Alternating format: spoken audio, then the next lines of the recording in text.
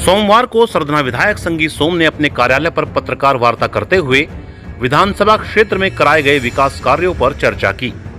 उन्होंने दावा किया कि उनके द्वारा सरधना विधानसभा में जितना काम कराया गया वह मेरठ की किसी दूसरी विधानसभा में नहीं हुआ। सड़कों के चौड़ीकरण के साथ साथ वह स्पोर्ट्स यूनिवर्सिटी को भी सरधना विधानसभा में लेकर आए। उन्होंने पूर्व की सपा सरकार पर तुष्टीकरण के आरोप लगाते हुए कहा कि अखिलेश सरकार में वर्ग विशेष को देखकर विकास की गतिविधियों को तय किया जाता था। सरधना से टिकट के दावेदार बढ़ने के सवाल पर भी उन्होंने अन्य पार्टियों पर तंज कसते हुए जवाब दिया। उन्होंने कहा कि बीजेपी ऐसी पार्टी है जहां एक एक सीट पर 10-10 लोग टिकट की दावेदारी कर रहे हैं, जबकि अन्य पार्टियों से कोई टिकट नहीं मांग रहा। संगी सोम ने दावा किया है कि पिछली बार की तुलना में भाजपा का वोट बैंक बढ़ने वाला है और पार्टी फिर से सत्ता में आएगी। उत्तर प्रदेश में भारतीय जनता पार्टी 350 सीटों के साथ वापसी कर रही है। ये रुक नहीं रही है किसी पर। भगवान रामचंद्र जी का आशीर्वाद है, पब्लिक का आशीर्वाद है और 350 के सीटों के साथ वापस आ रही है। सरधना विधानसभा की अगर मैं बात करूंगा तो लोगों ने भारतीय जनता पार्टी को पहले चुनाव में यहाँ 12,500 वोटों से जिताया था। दूसरे चुनाव में 24,900 कुछ वोटों से यहाँ का चुनाव जिताया, जस्ट डबल से।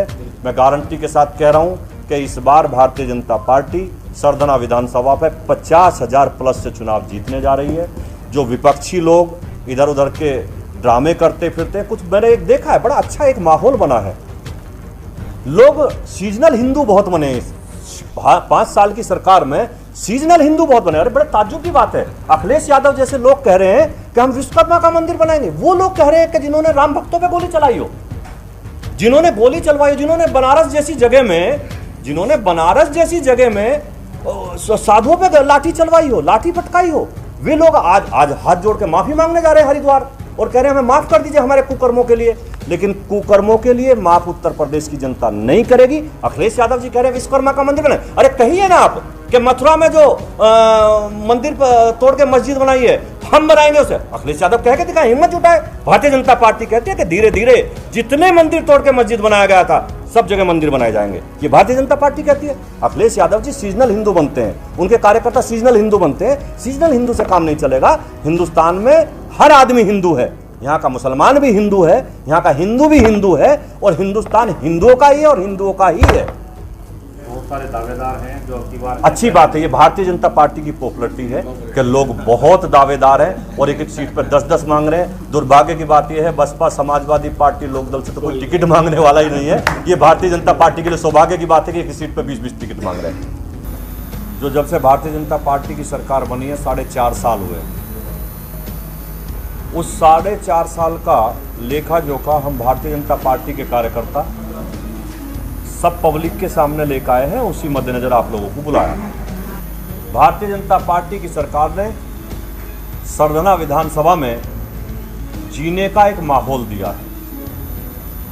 गुंडों का खात्मा करके, गुंडागर्दी खत्म करके हमने लोगों को एक भरोसा दिया है कि आप सरधना विधानसभा में और पूरे उत्तर प्रदेश में सुरक्षित हैं। हमारे यहाँ जब समाजवादी पार्टी की सरकार थी, किसान भैंसा बुग्गी लेकर जाता था, लेकिन बुग्गी खाली लानी पड़ती थी क्योंकि भैंसा लुटेरे रास्ते में लूट के ले जाते थे। इसी सरधना कस्बे में समाजवादी पार्टी की सरकार में 2 युवाओं की हत्या केवल इस बात के लिए कर दी गई थी कि उनकी बहन बेटी के साथ छेड़छाड़ हुआ था। आपके ध्यान होगा 40 दिन कर्फ्यू भी कस्बे में रहा था। एक अराजकता का माहौल था।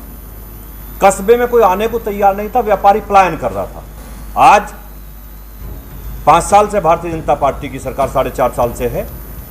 कस्बे में एक कोई दंगा हुआ हो, कोई एक पत्थर फेंका हो, कोई गुंडागर्दी हुई हो, कोई बहन बेटी के साथ छेड़छाड़ होती हो तो मुझे बताइए।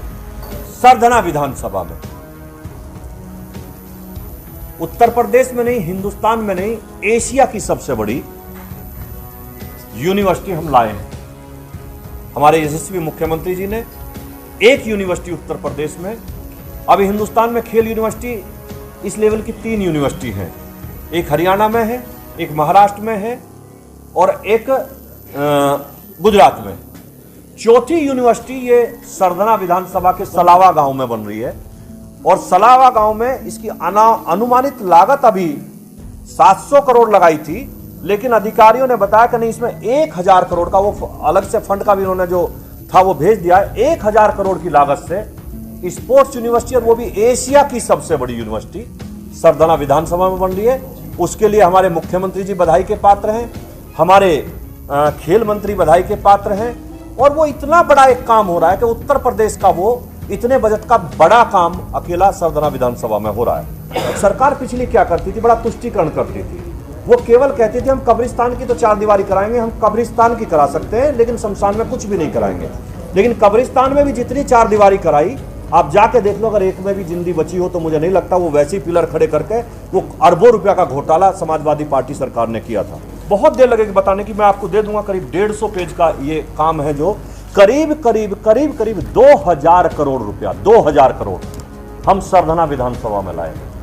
2000 करोड़ रुपया मैं दावे के साथ कह सकता हूं कि सरधना विधानसभा उत्तर प्रदेश की अकेली ऐसी विधानसभा होगी जिसमें 2000 करोड़ का विकास कार्य एक साथ हुए हैं, हो रहे हैं, चल रहे हैं। कि हमने भयमुक्त माहौल, अच्छी सड़कें, अच्छी कनेक्टिविटी। आप मुझे बताइए, क्या आपने किसी कस्बे में देखा सरकारी एसी बसें सरधना मेरठ चल रही हैं? अकेला कस्बा है यूपी का ये अकेला कस्बा है जिसमें लग्जरी बसें सरधना मेरठ एसी सरकारी बसें चल रही हैं। लोग पहले भी जाते थे यहाँ प्राइवेट बसों में, 1.25 घंटे में मेरठ जाते थे, 1.5 घंटा मेरठ लगता था, छत तक भर के जाते थे, धक्का मुक्की होती थी, बच्चियों के साथ बदतमीजी होती थी। आज 20 मिनट में सरधना से मेरठ लोग जाने का काम करते हैं और अच्छी एसी बस में बैठ के जाते हैं। मैंने अभी देखा कि व्यापारी कहते हैं कि साहब हमने कार ले जानी बंद कर दी, कार से अच्छी हमें